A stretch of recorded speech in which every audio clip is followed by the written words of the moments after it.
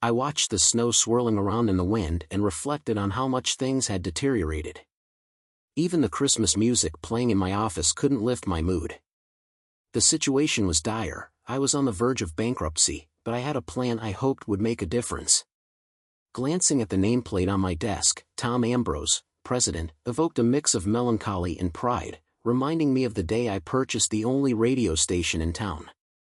This all began about a year and a half ago when Windward Sporting Apparel announced it was closing all its U.S. operations. The local factory in Milton, North Carolina, which was the fifth largest employer in the county, shut down. Despite the rumors, the closure was confirmed, resulting in nearly 200 direct job losses and affecting another 300 to 400 people indirectly. The situation worsened when the local Walmart revealed it would shut down once its new superstore opened nearby.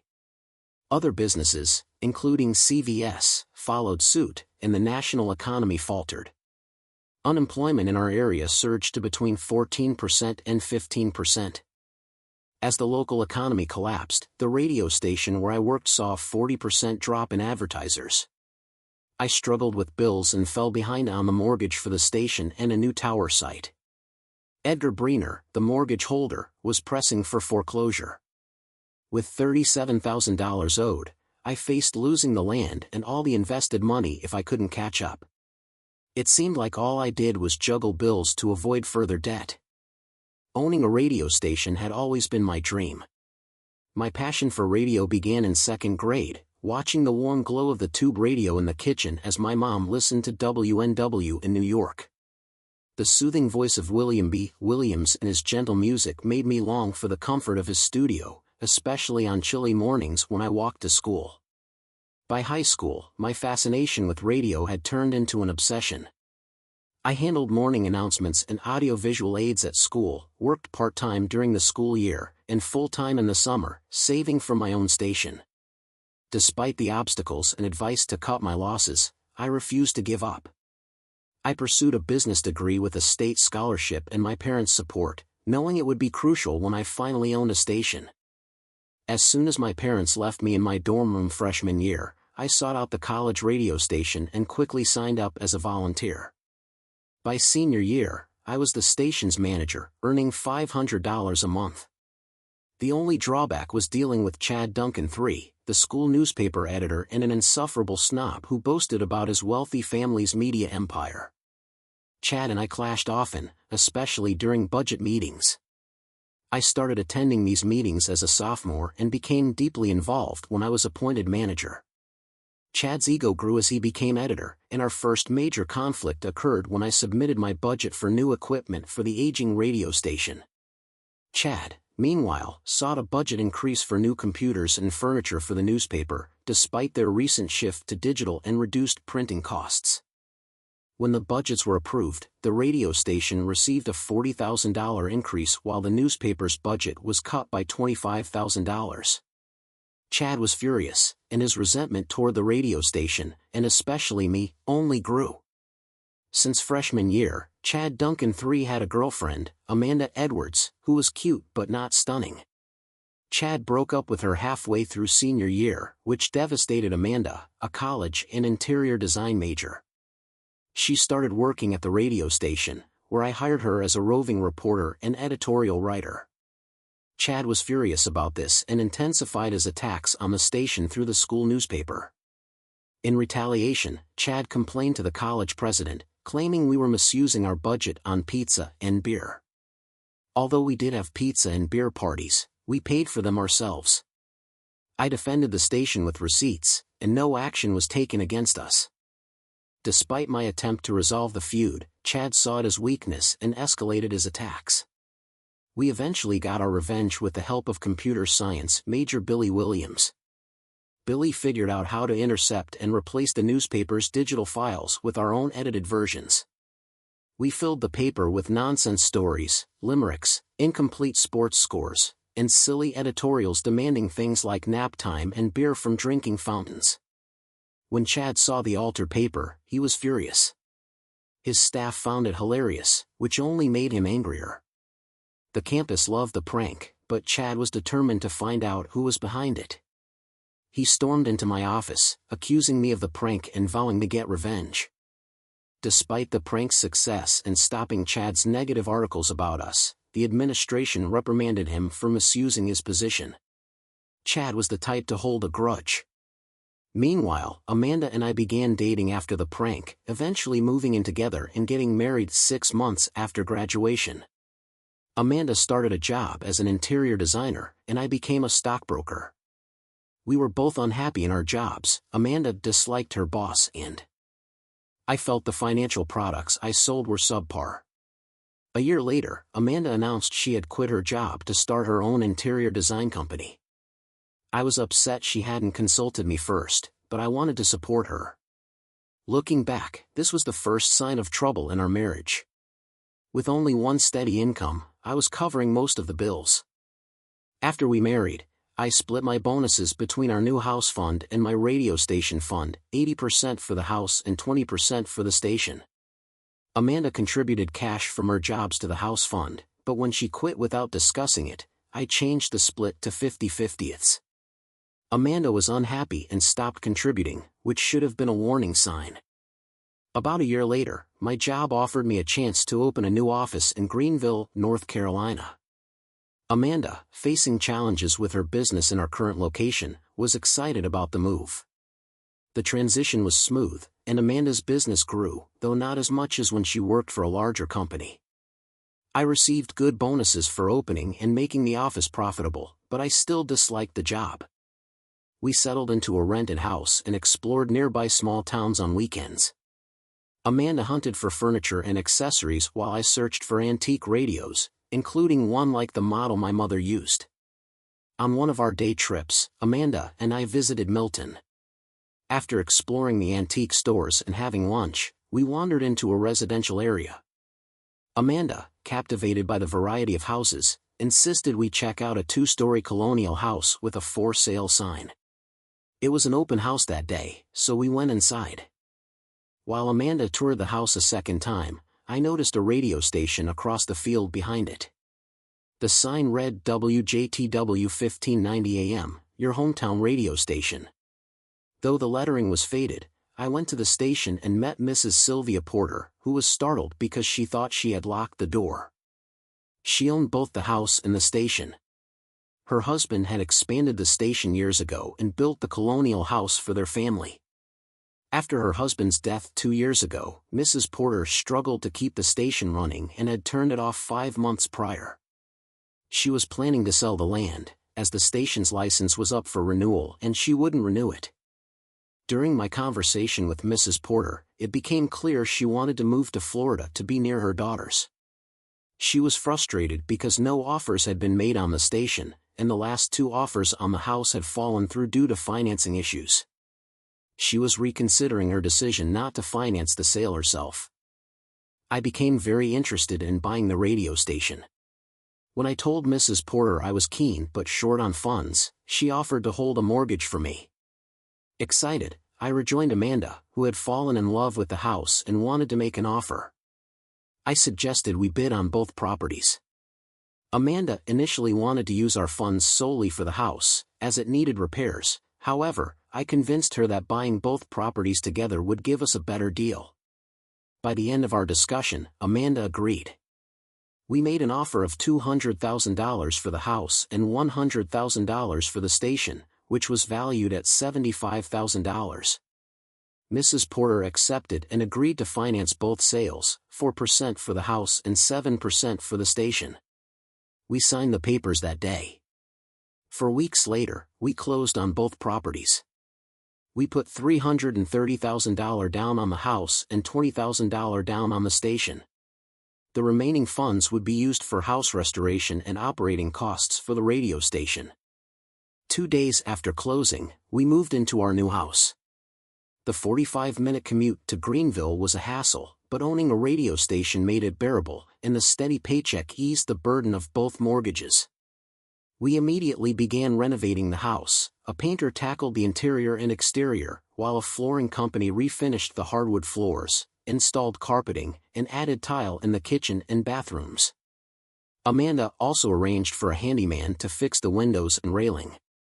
For the radio station, I hired Scott Wright, Mrs. Porter's former engineer, to assess our needs. His report detailed necessary upgrades, including a new automation system, which cost nearly $4,000 but promised to streamline operations. I programmed the station with a mix of hits from the 60s, 70s, 80s, and country classics, which proved popular with listeners. Scott also revealed that Fred Porter had previously planned to move the station's tower closer to Greenville, a move that would enhance the signal. Fred had secured FCC approval, but the application was about to expire. I renewed the application but put the project on hold due to the $125,000 cost for construction and new land, which I couldn't afford. I took a week off to help with house repairs and set up the new automation system at the radio station. After loading the music and adding station identifications, I turned the station back on. The response was great, and within 2 days, my first advertiser, Herb Kaner from the local funeral home, signed up. Over the next 18 months, 2 issues loomed over my happiness. I still disliked my job and the long commute, and Amanda couldn't have children. She was indifferent about this and refused to consider adoption, which I missed as another red flag. I decided to quit my job in Greenville, but Amanda was upset since her interior design business wasn't thriving as expected. To convince her, I created a spreadsheet showing that quitting would not harm our lifestyle. I demonstrated that the radio station's income could cover nearly all our expenses, with a small $1,000 shortfall that I would make up by selling more ads. To sweeten the deal, I offered to advertise Amanda's business for free on the station. She liked the idea, especially voicing her own ads.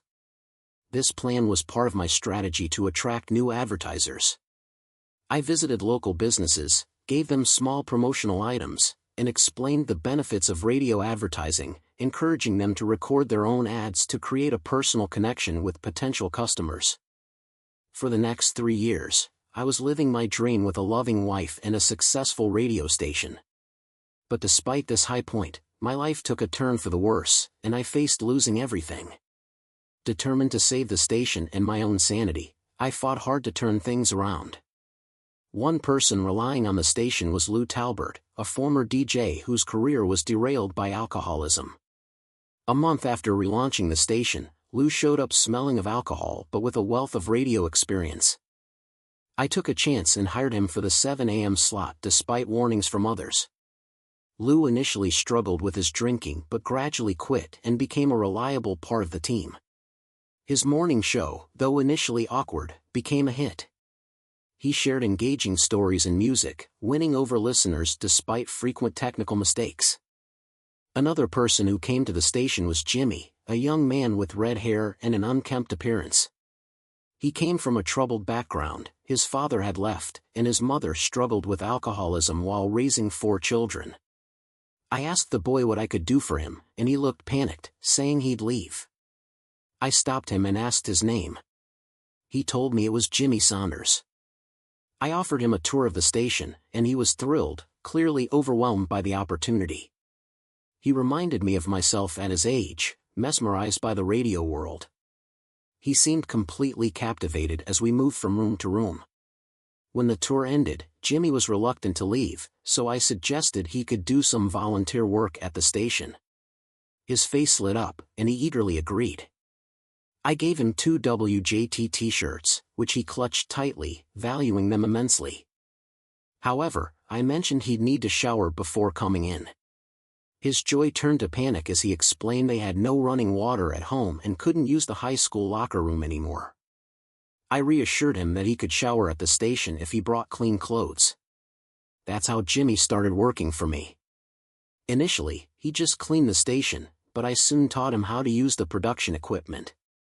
He picked it up quickly and began producing commercials, earning $100 a week, which he used to support his siblings. After 3 months, I gave him an evening shift. His show, which featured high school events and continued to play our music, became popular. With the show's success, Jimmy's standing in school improved, and he was no longer seen as an outcast. I taught Jimmy how to handle equipment at football games and eventually hired him for the afternoon drive time show. 2 years later, he was up for a DJ job in a bigger market. Jimmy also solved a big issue with broadcasting high school football games. With 5 high schools each wanting their games aired, he suggested we broadcast 2 games per school and hire students to record the other games. We then created a Saturday morning sports show, combining highlights from all the games. This approach was a hit and resolved the issue. 2 years after buying the station, I found a 10-acre plot for the new tower. It was marshy land owned by Edgar Breener, who demanded $88,000 per acre, well above its value. Despite trying to negotiate for just 5 acres, Breener insisted on selling all 10 and offered only a high-interest, 5-year mortgage. With no better options and the station able to handle the mortgage, I bought the land under his terms. About 6 months after buying the land, I needed a part-time bookkeeper to handle the books, answer phones, and manage bills. I wanted someone for 20 hours a week, paying around $200. I advertised but got no responses. Just as I was about to give up and wait until I could afford a full-time employee, a young woman knocked on my door one morning. She looked nervous and reminded me of Jimmy.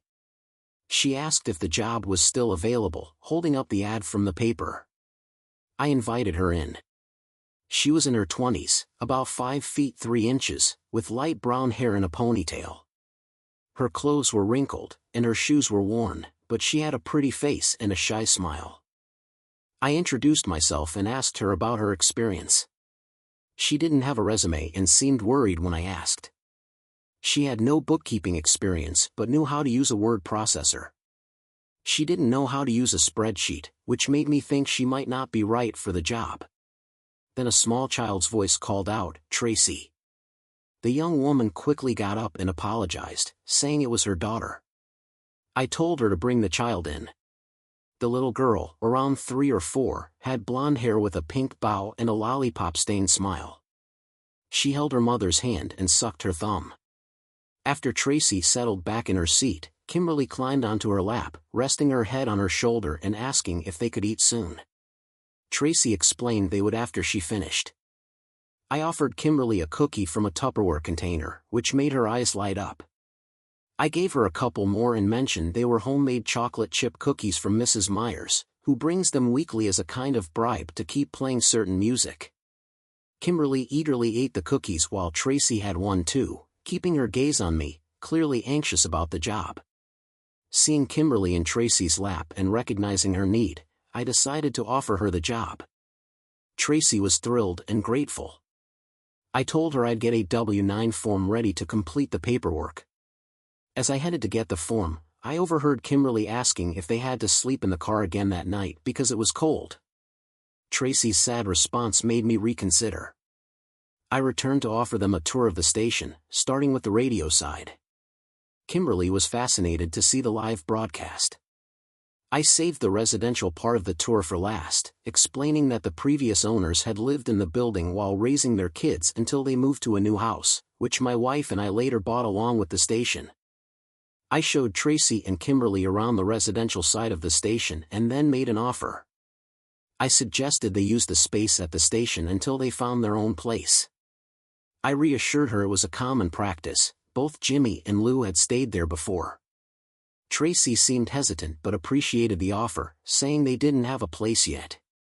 I quickly put a new lock on the bedroom door and handed over the keys. I pointed out the fridge with leftover pizza and soda and reminded her to finish the cookies in my office. Tracy moved in and started working at the station. Though she initially said she'd find a place soon, she later admitted she couldn't afford one. She had left an abusive boyfriend and was grateful for the shelter.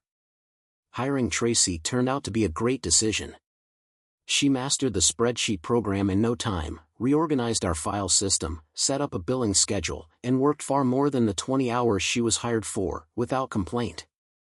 After 3 weeks, I felt bad for paying Tracy so little, so I raised her salary to $250 a week and offered her a 25% commission on any advertising sales she brought in. Tracy excelled in sales and soon earned an extra $400 to $500 a month in commissions. I enjoyed having Tracy and Kimberly around. Tracy was always willing to help, and Kimberly, though not allowed in the locked transmitter room, played in the studios when no one was working. Amanda wasn't pleased about Tracy and Kimberly staying at the station. She worried about the image, despite knowing they were living out of their car. This should have been a warning sign, but I missed it. Despite this, things seemed perfect. Amanda's business was thriving thanks to our ads, and our neighbors were friendly. Mrs. Myers baked for us, and neighborhood kids played games in front of the station. I joined in when I could, even if I had to adjust my game to keep it fair. Henry Wilson, our retired Marine neighbor, was my favorite. He came over regularly for coffee and shared his stories, some X-rated but always entertaining. Though he grieved for his late wife, Ellie, and was battling cancer and heart issues, he never complained. He struggled financially with his medical bills and refused to go to the local VA hospital, which he deemed subpar. I agreed, thinking it was disgraceful how we treat many veterans. People often say you can count on death and taxes, but they're wrong. The only certainties are death and change, and my slice of paradise was no exception. The local economy started to crumble with the Windward Factor's closure, followed by Walmart and a major drugstore leaving. Nationwide economic downturns hit everyone hard, including the radio station, which saw a 20% drop in ad revenue. I tried to mitigate the damage by bartering for essentials like gas and gym memberships. Things seemed to stabilize briefly, but then the Braxton Machine Company, a major local employer, moved its operations to Mexico, causing further economic strain. Smaller businesses began to fail, prompting the Chamber of Commerce to seek new businesses to replace lost jobs. I was elected to the committee working on this. Then Chad Duncan arrived, a new player in our little town. His family owned numerous newspapers, magazines, and TV stations. Chad hired Amanda to decorate the office for his new newspaper, the Milton Free Press. Despite my unease, I didn't act on it. The Chambers saw Chad's move as a positive sign, but it was misleading. The newspaper hired only 3 locals and outsourced everything else, including printing. I had several chances to talk with Chad at chamber and civic events. He seemed friendly, and I thought our college differences were behind us. Chad appeared to fit in well, donating generously and joining local service clubs. He was expanding his family's media business into the Southeast with plans for new newspapers and a fishing and hunting magazine. Despite his business ambitions, Chad seemed more focused on helping Amanda with her business. Amanda started coming home later and staying overnight in Greenville for meetings, which were major red flags. I noticed Amanda distancing herself from me and tried to win her back with flowers, gifts, and dates, but nothing worked. I tracked her phone and discovered she was spending nights with Chad. Furious, I contemplated confronting him but realized it would only land me in trouble.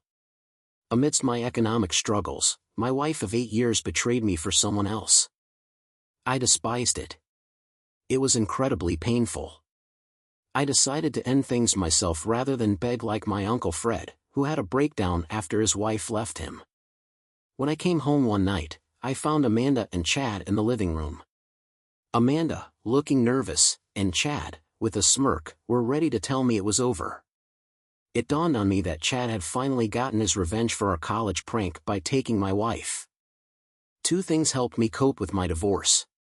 First, when Amanda told me she wanted a divorce, I maintained a calm demeanor and simply said, "Okay with me." My lack of visible emotions seemed to unsettle Amanda and frustrate Chad, which reinforced my decision to act as if the divorce was no big deal. Second, during negotiations, Amanda wanted the house, and I wanted the radio station. She suggested getting half of the station, but I calmly told her she could have it, including half of its debts, which made her reconsider. We agreed to appraise both the house and the station. The house was valued at $20,000 to $40,000 more than the station, but Amanda complained about paying even $10,000 based on the lower estimates. Despite her complaints, I stayed composed and asked my attorney to seek alimony from Amanda, who was earning more from her business thanks in part to Chad. Amanda was infuriated by this, and the divorce stalled until I suggested a face-to-face meeting. While managing the station financially, I also spent time devising ways to get back at Amanda and Chad, eventually coming up with a couple of plans to hurt them a bit. The first thing I did was pull all of Amanda's commercials from the air and offer an incredibly low rate to Maggie's Interior Designs, a competitor.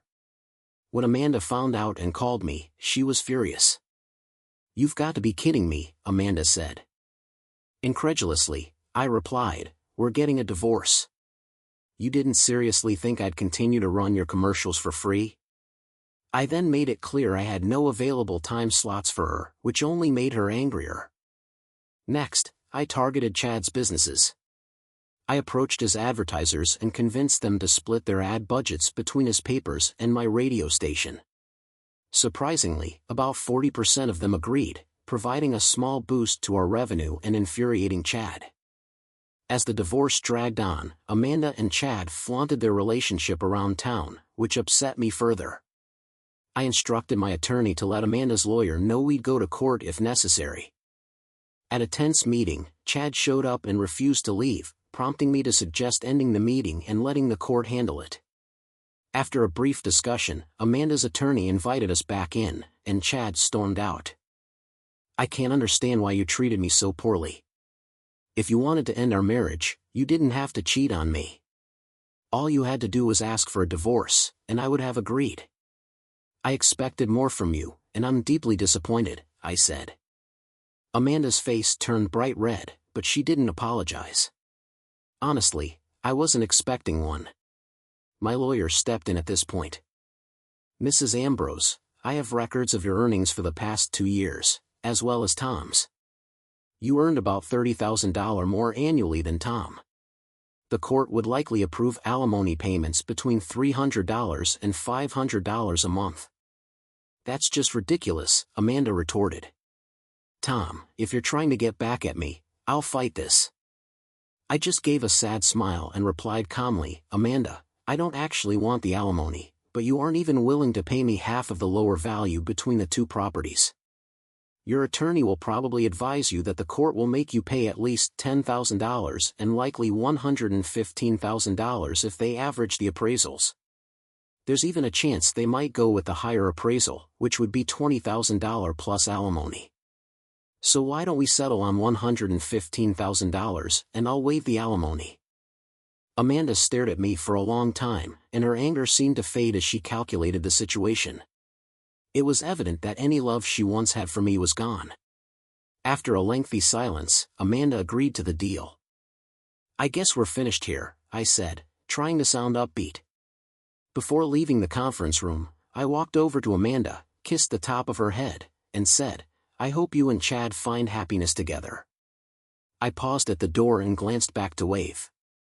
There was now a look of uncertainty and confusion on her face. It was a small victory, but it felt satisfying. 2 things helped me get through my divorce: Tracy and Kimberly. They were probably the most crucial. They were bright spots in a time filled with pain and sadness. Even though my relationship with Tracy had always been strictly professional, it was comforting to have her support. Tracy was shocked by Amanda's actions. The divorce brought a lot of changes. When I needed to move out of the house I had shared with Amanda, Tracy offered to find an apartment. I told her not to bother with an apartment, we could share the house instead. "Don't spend your money on a new place. I'll just lock my bedroom door so you don't get any ideas," I joked.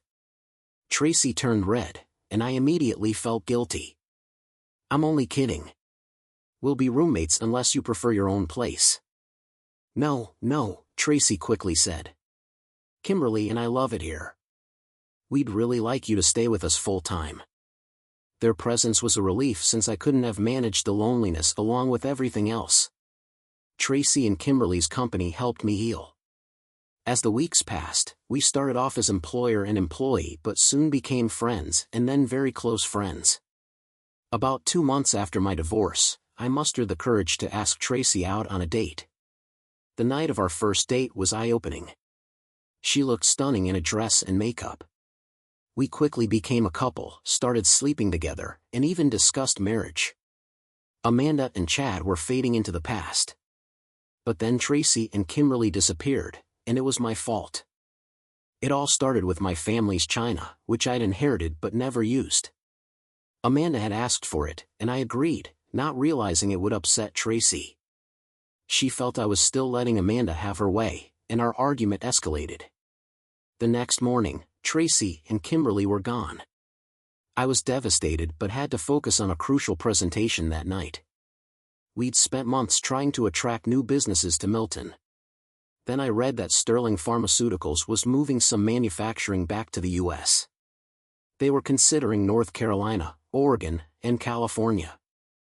Oregon was out due to unrest in California due to high taxes and regulations, leaving North Carolina as the top choice. Our committee had worked hard on our proposal, and Milton was a finalist. We had a promising site with a 400-acre industrial park close to the interstate and with a rail spur. Everything now depended on our presentation in Asheville that night. I was chosen to give the presentation to Sterling Pharmaceuticals. We had everything ready on 6 thumb drives, with mine containing the visuals. If Sterling picked our location, it would bring hundreds of construction jobs and 250 permanent positions. Abbott Medical Supply, AMS, also showed interest in our area. If Sterling chose us, the presentation was scheduled for 7 p.m. in Asheville. I was preparing tax forms at 2:15 p.m. when I noticed an unusual silence on the radio. I rushed to the studio and found the music was being transmitted, but the main transmitter had shut down. Jimmy offered to switch to the backup transmitter while I investigated the main one. The backup, though operational, was old and prone to overheating. I asked Jimmy to contact our engineer, Scott. 10 minutes later, Jimmy returned with Scott on the line. Scott, working 3 towns away, said he couldn't come immediately but would come the next day if needed. He advised opening a window in the transmitter room to cool it and removing the back of the transmitter. With a blizzard coming, he suggested closing the window later and turning the thermostat down to 55 degrees to prevent overheating. I instructed Jimmy to close the window and lower the heat before he left. I also asked him to check on Henry across the street, who was having trouble shoveling snow. Jimmy agreed and reminded me to get on the road quickly due to the storm. As I drove toward Asheville, snow began to fall heavily, reducing visibility and making me anxious about being late. I decided to take a mountain road that, while risky in winter, would cut about 40 miles off my trip. My phone rang just as I was deciding whether to take the mountain road. It was Stan Willard, the mayor and chamber president, who was panicked because he'd forgotten his thumb drive, and couldn't come due to a family emergency. He insisted it was crucial that I make it to the presentation, as Sterling Pharmaceuticals was likely to choose our location.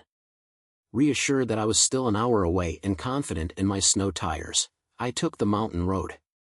The snow and wind were manageable, but then an animal crossed my path. I swerved to avoid it, causing my car to skid and flip. The car rolled 3 times, hitting at least one tree before I lost consciousness. When I woke up, the car was upside down and partially crushed. I felt severe pain in my right leg, could move my arms and left leg, but my right foot was stuck. My driver's side window was shattered, and blood covered my face. I felt woozy and nauseous. I managed to pull out my phone and dial 911, but I had no service and a nearly dead battery. It hit me hard. I wouldn't make the presentation and had lost my chance to save the radio station. Trapped and freezing, I felt despair as I thought about letting everyone down. As I lay in the wrecked car, going in and out of consciousness, I realized how much I'd failed. I was cold, in pain, and coughing up blood. Just when I felt ready to give up, I heard someone approaching. It was Henry. "Tom, thank God I found you," Henry said as he reached me. "What are you doing here?" I asked weakly. "I came looking for you," he replied. "I thought you'd take the mountain road." I tried calling for help but had no signal, so I walked the last stretch. I coughed up more blood and said, "I messed everything up. I should have stayed on the main road. Now the whole area will suffer."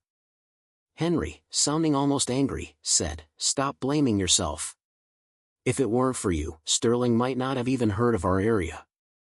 Exhausted, I said, "I'm so tired, Henry. I just want to give up. Henry insisted, "Stop it, Tom. You're not a loser." I tried to laugh but ended up coughing harshly. The fading light from my car made it hard to see, but I felt hopeless.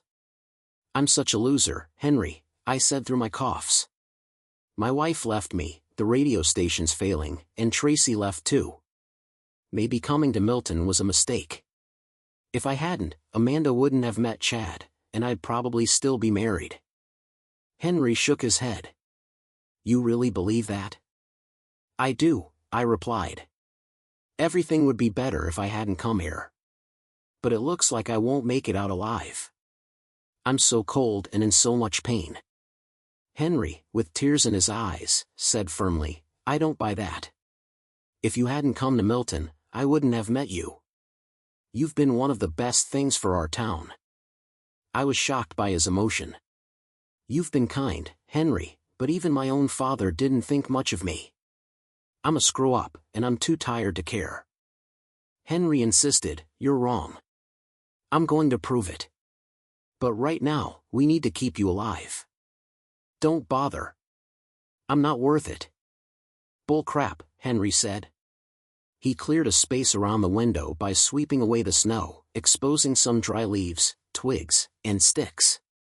He used old gas receipts and crumpled leaves as kindling, arranging the sticks on top. Using a lighter given to him by his wife, he started a fire.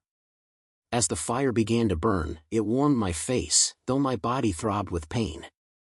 Henry continued to feed the fire, and while it provided some warmth, I stared at the flames, lost in thought about my life's failures.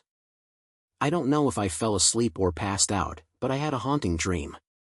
I was outside the house Amanda and I rented in Greenville with a young man I didn't recognize. "This is where I used to live," I said. "Yes, I know," he replied. I saw a new Mercedes in the driveway and Amanda, dressed in a revealing nightie, kissing a man. Amanda said to him, "Tom will be home soon, so I need to get cleaned up. He's in line for a promotion, and once he gets it, I'll file for divorce."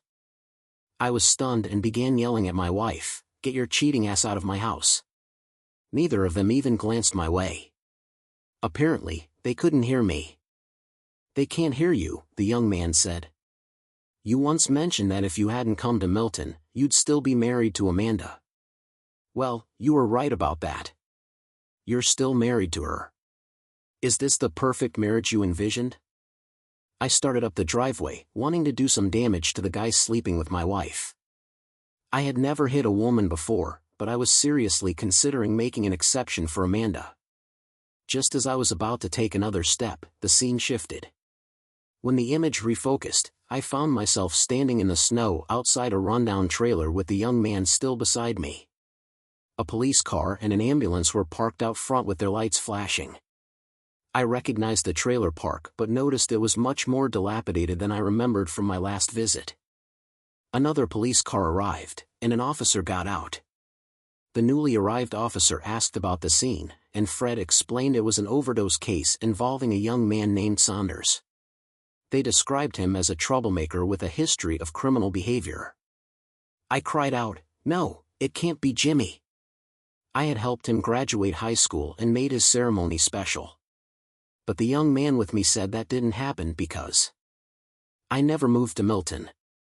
The officers then mentioned Lou Talbot was found dead in an alley with a bottle of scotch. I was devastated, knowing Lou had stopped drinking. The young man confirmed that Lou hadn't given up drinking because he had no reason to. As I wept, the scene shifted. I found myself on an empty main street in Milton, with many vacant stores. The town was struggling and far from thriving. I struggled to my feet and asked what had happened. The economy was bad, but not this bad. The young man explained, "You never moved here. No one knew about Sterling Pharmaceuticals, so they set up elsewhere. Without you, no progress was made. The town has hit rock bottom and will take a long time to recover, if it ever does."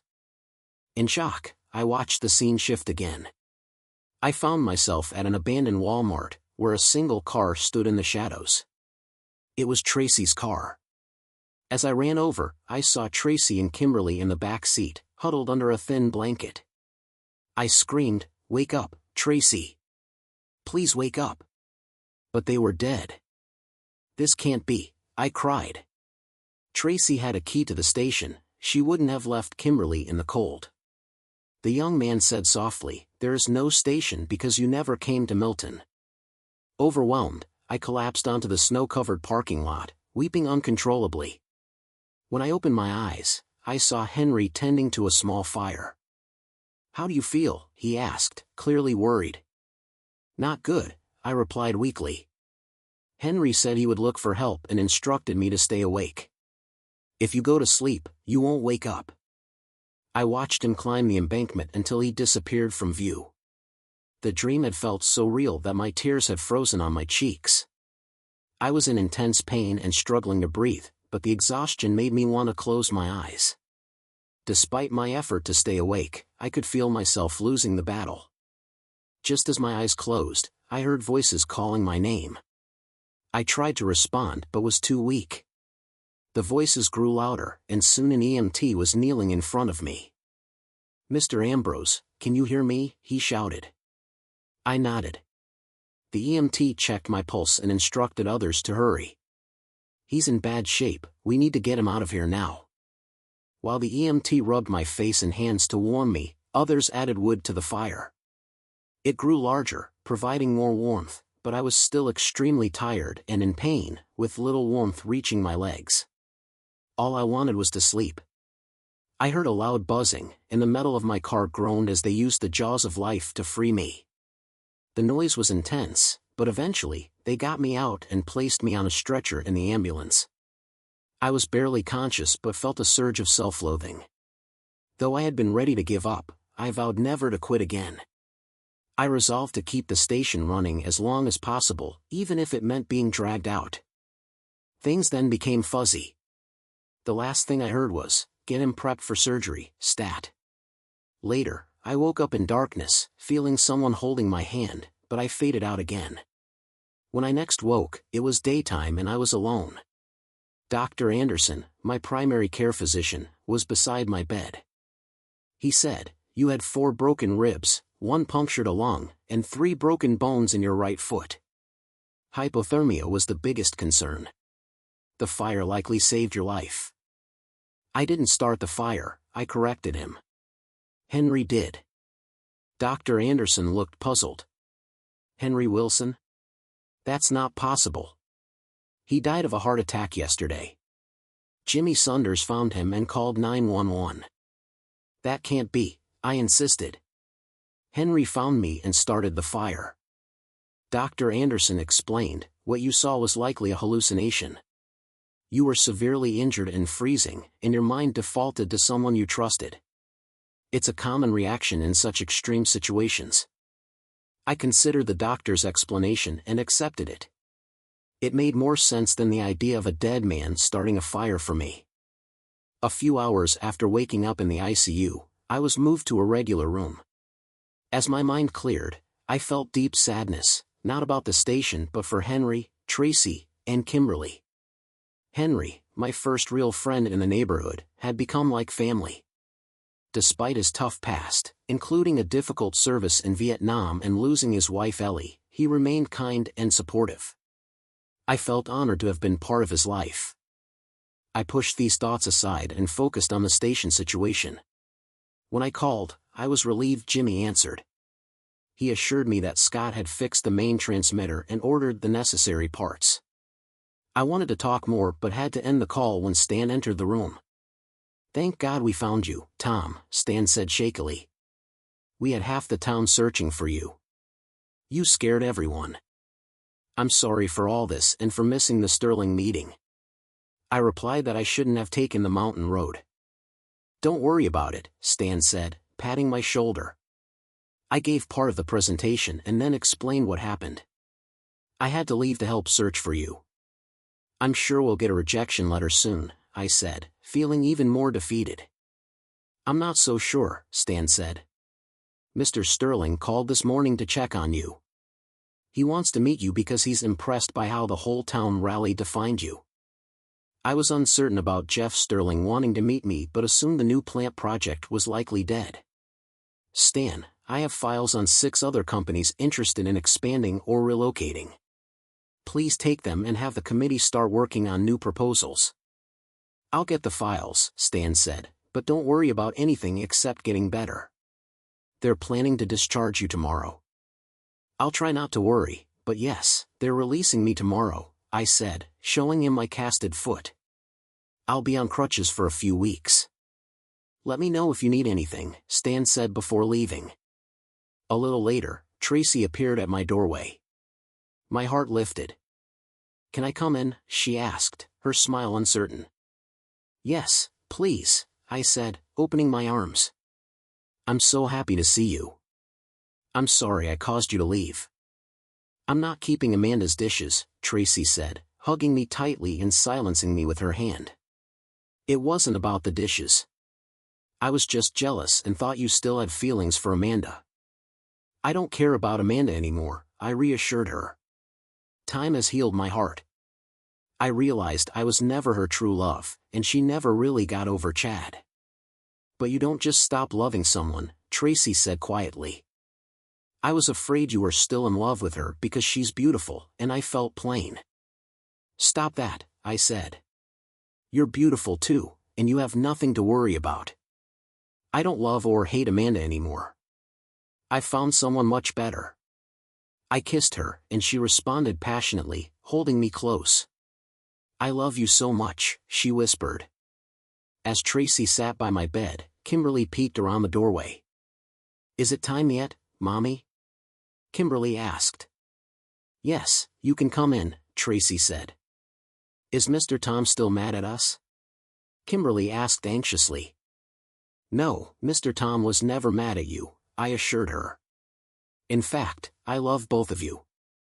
Kimberly beamed and rushed toward me, but Tracy caught her just in time. The next day, Jimmy drove me back to the station.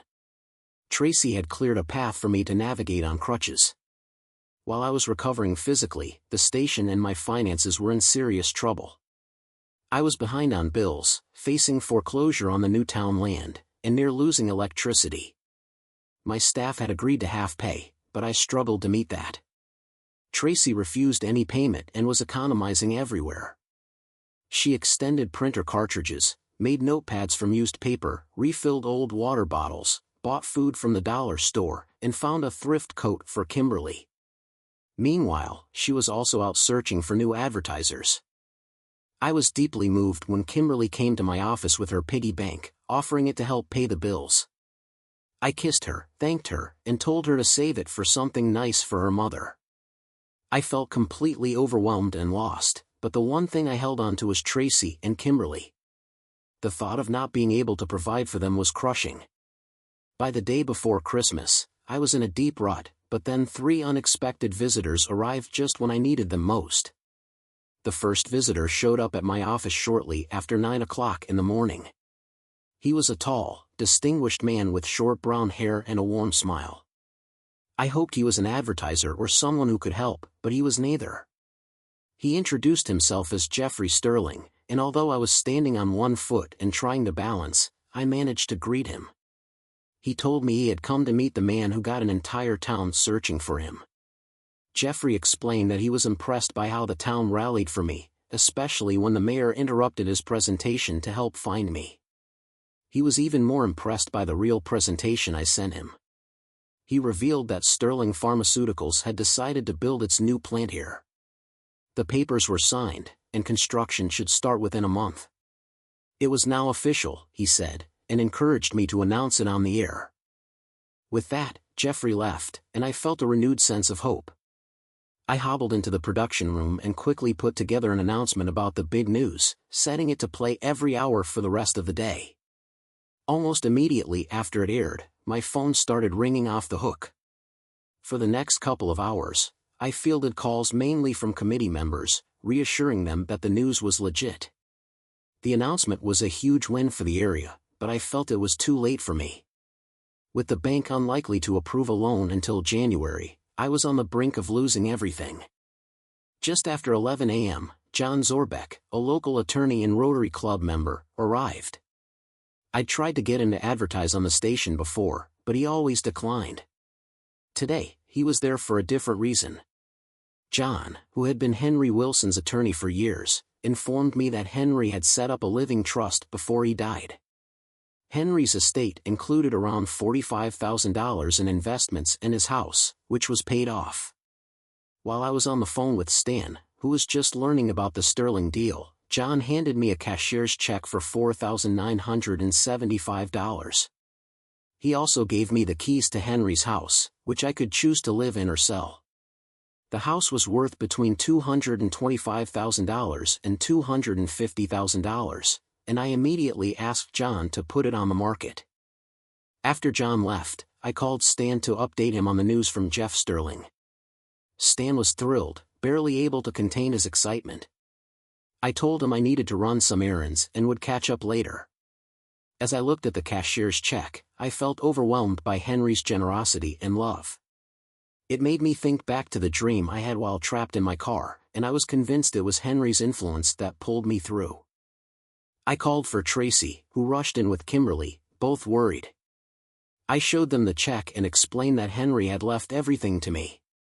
John had cashed in his investments and given me the check.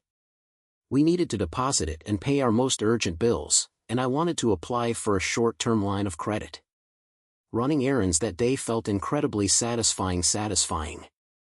With Tracy's help, we prioritized paying the electric and gas bills along with back pay totaling about $4,500 at the bank.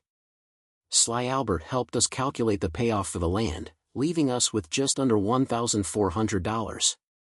Sly assured me that securing a $25,000 line of credit wouldn't be a problem given the inheritance.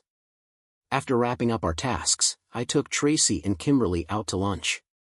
Tracy hesitated, worried about spending money, but I insisted we'd settled our critical bills and arranged for a short-term loan. Plus, we could expect around $200,000 from selling Henry's house. Kimberly was thrilled when I took them to IHOP, her favorite place back home. Tracy and I decided to explore Henry's house. I'd been there before but never really looked through his closets or cellar. The house was typical for a bachelor, clean but with wrinkled clothes, a fridge full of frozen dinners, and a closet of Christmas decorations Henry had stopped using in the past 2 years due to his health. One of the bedrooms was locked, but I had the key and was surprised to find a tool collection inside, about 30 tools, including 5 valuable antiques. I sold the antiques for nearly $10,000 and kept a Glock 40mm, selling the rest for $122,000. During our visit to Henry's house, Billy Richards, the EMT who had first found me, showed up. He returned some items from my car, including my 9mm Glock and a lighter with a Marine emblem. It was definitely Henry's, though he'd never been in my car. I accepted it, puzzled. Before leaving, Tracy grabbed Henry's photo albums. That night, we watched It's a Wonderful Life while having dinner in front of a fire lit with Henry's lighter. I've always loved It's a Wonderful Life, but during the movie, I realized how closely it mirrored my own experiences. Unlike the movie, I didn't have a literal angel. My ordeal was a wake-up call that reminded me of my core values. After the movie, I tucked Kimberly into bed and joined Tracy, who was looking through Henry's photo albums. I was struck by a photo of a young Henry and his wife Ellie. The young Henry in the picture was the same person who had appeared in my dream. I understood then that Henry had been my real angel. The Christmas was unforgettable. I was with my loved ones, and thanks to Henry's generosity, my financial worries were eased. Although the economy was still tough, optimism filled the town. 6 months later, Tracy and I got married, and 7 months after that, we had a son named Henry. His birth came with challenges, his lungs were underdeveloped, and he struggled with fatigue. When COVID-19 hit, our fears grew. Henry contracted the virus, starting with a mild cough and fever. Despite conventional treatments failing, our doctor, who researched alternative methods, eventually administered less common drugs. However, Henry's condition continued to worsen, and we were advised to prepare for the worst.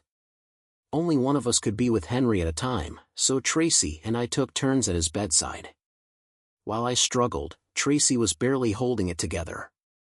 My biggest worry was Kimberly, who had taken on a motherly role with Henry since his birth. She was devastated and spent much of her time crying in her room, clutching Henry's teddy bear. On the 8th morning, I woke up to find Henry awake and watching me. He smiled and asked for pancakes, which was a joyful moment for me. The nurse suggested starting with apple juice and toast, and Henry ate it eagerly. From then on, he improved daily, and after 3 more days, we could take him home. Bringing Henry home was a moment of great relief, especially for Kimberly, who was overjoyed and wouldn't leave his side. I had to set some limits on her mothering. That was 16 years ago. Tracy and I are still happily married despite life's ups and downs.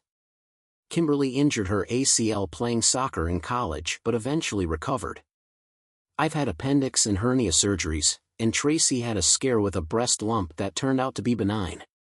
Henry's lungs eventually developed as expected, and he played football and baseball in high school, though he didn't pursue sports in college. Kimberly went to Wingate University for nursing, while Henry attended Tyler University nearby, majoring in communications. Kimberly graduated as a physician's assistant and now works at a small practice in Milton.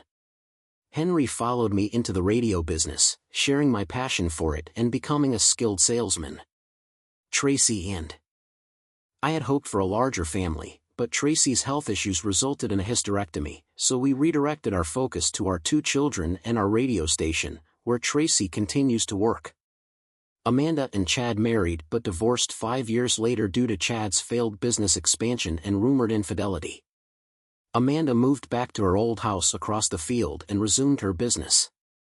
Unexpectedly, Amanda came to my office one day to inquire about advertising her business on our station again. Although I was initially reluctant, we sorted out the details, and she recorded her ads. At the end of the session, Amanda apologized for her previous behavior, attributing it to Chad's influence. I was initially taken aback by her apology but valued it, and we agreed to maintain a distant friendship. We only interact at community events, and oddly enough, Tracy and Amanda seem to get along better than Amanda and I do. While Amanda's business is flourishing, her personal life has seen 2 failed engagements. I sold Henry's house for $211,000 and used most of the proceeds to build a new tower and station in Milton, including a small studio on the tower site. This relocation greatly enhanced our business. Lou is still with the station and has been sober for years, now happily dating. Jimmy has moved to a larger station in Charlotte, where he's a top performer. He's engaged to a local girl and plans to marry in August. Although he can't visit Milton frequently, he occasionally stops by incognito, and everyone recognizes him. Chad, always arrogant and vindictive, sought revenge after Amanda and I married. He persuaded his parents to buy an FM station in Greenville, overpaying by $200,000. His poor business skills led to the station's failure, and when his parents decided to sell, it was in poor condition. I acquired it for $395,000, relocated its FM antenna to our new AM site to increase its power, and Henry managed to make it profitable. Many of Chad's newspapers failed, but the one in Milton is still operating under new ownership. The new owners and I have a successful advertising collaboration. Chad is rumored to be working at a newspaper in Maine, but his brother Michael is now running TriStar as Chad's father has retired. It's Christmas again, and we continue the tradition of watching It's a Wonderful Life every year in front of the fireplace, lit with Henry's old lighter. I'm grateful for Henry's protection and would like to share one last story. After recovering from COVID, Henry told me he dreamed of walking toward a bright light but was stopped by a soldier who guided him back, saying they would all be reunited someday. I've shared this story only a few times, and naturally, only my family truly believes it. Whether others believe it doesn't matter to me. Since my car accident, I've felt that Henry has been watching over me like a guardian angel, and I'm thankful for his friendship. Happy holidays, and as Tiny Tim said, God bless us, everyone. Music.